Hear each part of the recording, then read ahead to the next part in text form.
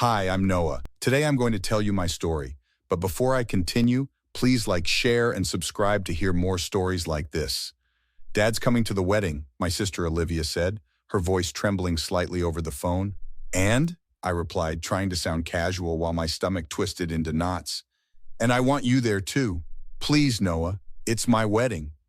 You know what he did live? 20 years of nothing and now he wants to play father of the bride? I know. But Mom's coming with Robert and everyone will be there. I just want one day where we can all pretend to be normal. For me? I sighed, rubbing my temples. Fine, but don't expect me to talk to him. Thank you. I promise I'll make it up to you. Yeah, so tell me about the dress. That conversation was the beginning of what would become the most satisfying day of my life, though not for reasons anyone could have predicted. My father, James Walker, walked out when I was 8 and Olivia was 6. Not for another woman or a midlife crisis. He just decided one day that family life wasn't for him. He paid the minimum child support required by law, sent generic birthday cards, and occasionally called on holidays. While he was building his construction empire in another state, our mom Diana raised us alone. She worked 2 jobs, never missed a school event, and somehow managed to keep us fed and loved. 5 years ago, she met Robert, who became more of a father to me in those few years than James had been my entire life. Olivia, however, always maintained some connection with Dad, maybe because she was younger when he left, or maybe because she desperately wanted his approval. When she got engaged to Michael, she insisted on inviting him to the wedding. Noah? Earth to Noah, said Tessa, my girlfriend of 3 years, waving her hand in front of my face. We were at our apartment and I'd been staring at the wedding invitation for 20 minutes. Sorry. Just thinking about this weekend. The infamous reunion with Daddy Dearest? Tessa sat beside me, placing her hand on mine. Yeah, I shouldn't have agreed to go. You're going for Olivia, not for him, and I'll be right there with you. What would I do without you? I smiled, kissing her cheek. Probably make poor fashion choices and eat cereal for dinner every night. Hey, I made pasta yesterday. Heating up a jar of sauce doesn't count as making pasta, babe.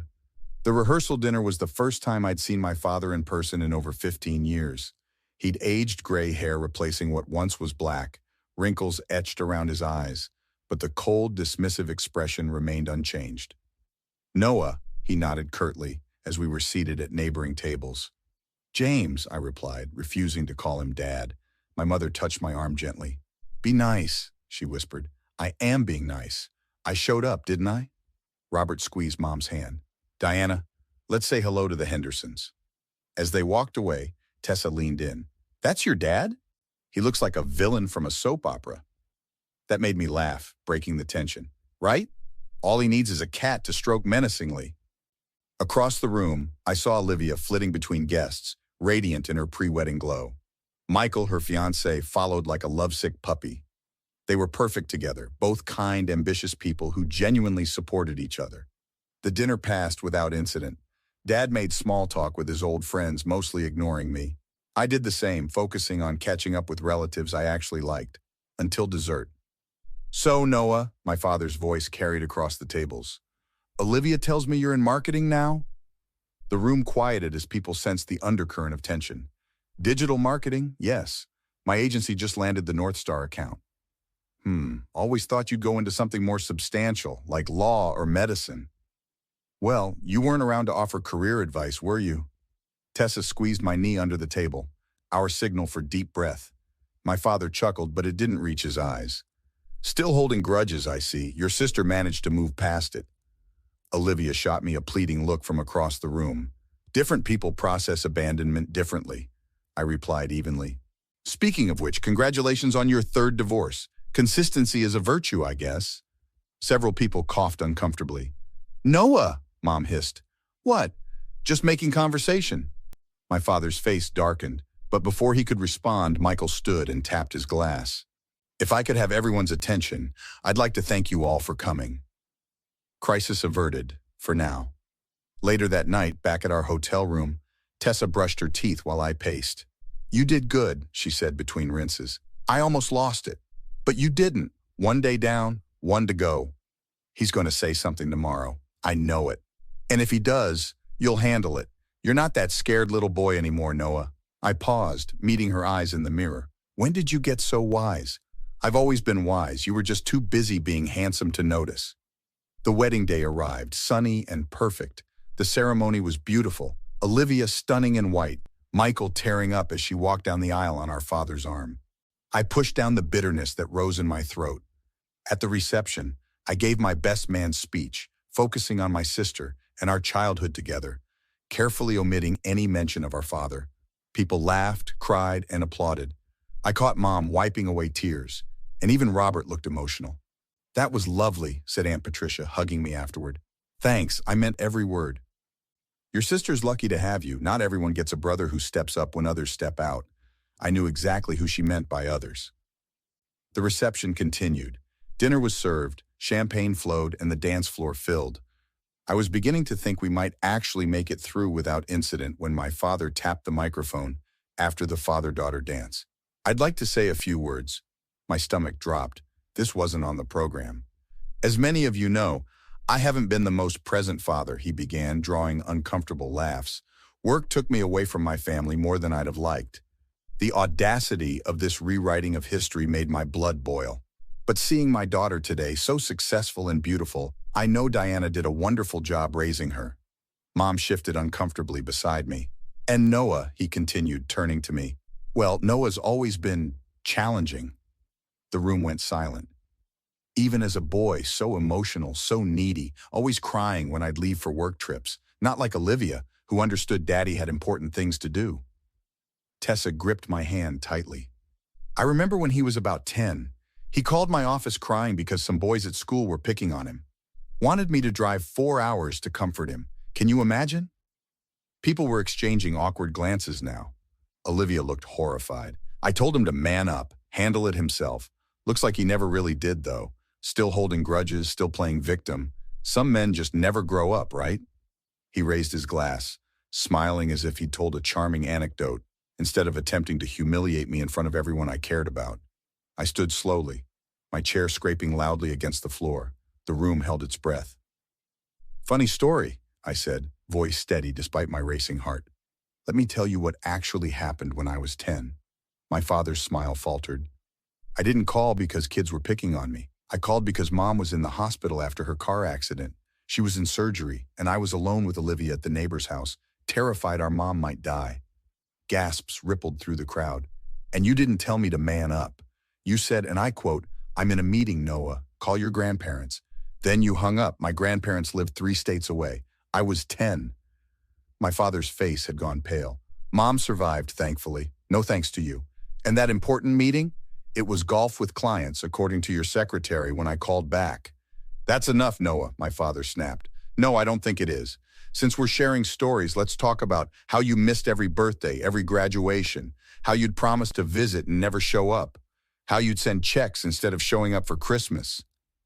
"This is Olivia's wedding. You're making a scene," he hissed. "Oh, I'm making a scene? That's rich coming from the man who just tried to humiliate his son during his daughter's wedding reception." Olivia stood now, tears in her eyes. "Dad, how could you? Noah has been there for me every single day you weren't." "Olivia, sweetheart, I was just what? Telling lies about my brother?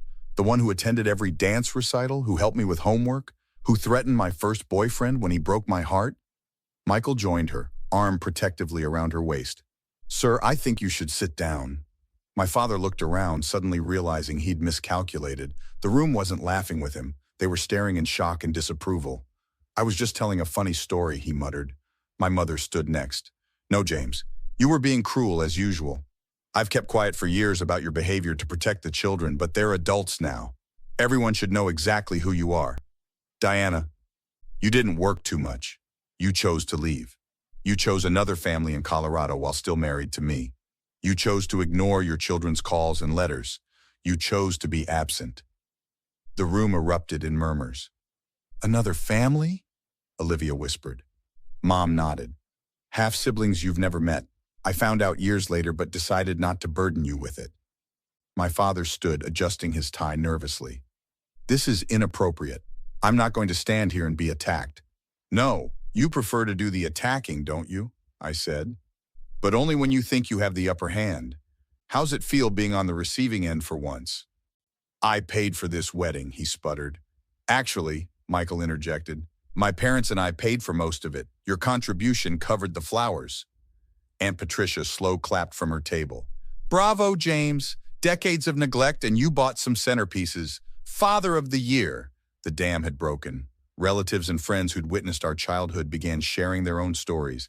How he'd promised to take cousins fishing with us, then never showed.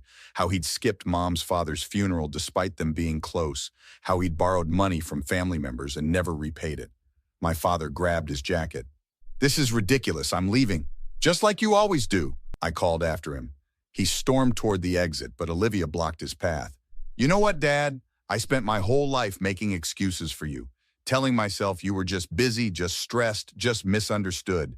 I convinced myself that if I was perfect enough, accomplished enough, you'd finally be proud of me.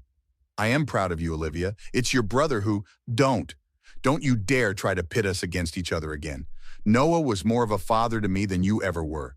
He's the one who deserves to be here, not you. You don't mean that. You're upset. I'm not upset. For the first time, I see clearly.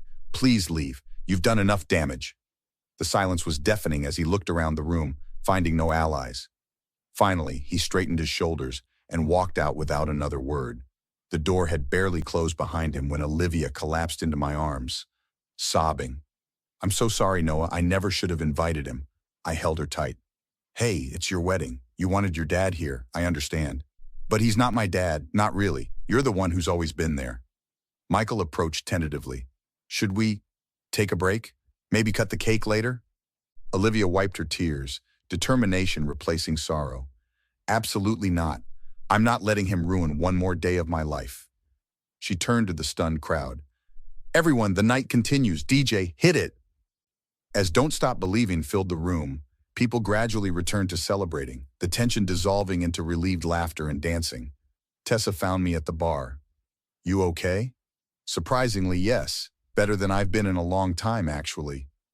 Your mom told me she's been waiting years for someone to call him out publicly. I watched Mom slow dancing with Robert, looking peaceful. I think we all have. Your sister's amazing, by the way. Total queen energy, kicking him out like that. She's always been the strong one. 3 months later, we gathered at Mom's house for Sunday dinner, a new tradition since the wedding. Olivia and Michael had just returned from their honeymoon, tanned and happy. Mom and Robert were hosting and Tessa was helping in the kitchen.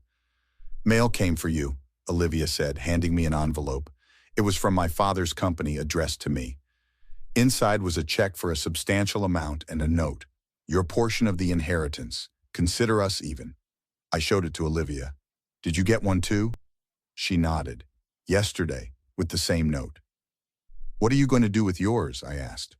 Michael and I are donating it to a children's charity. You? I thought for a moment. College fund for future nieces and nephews? Olivia smiled. Perfect.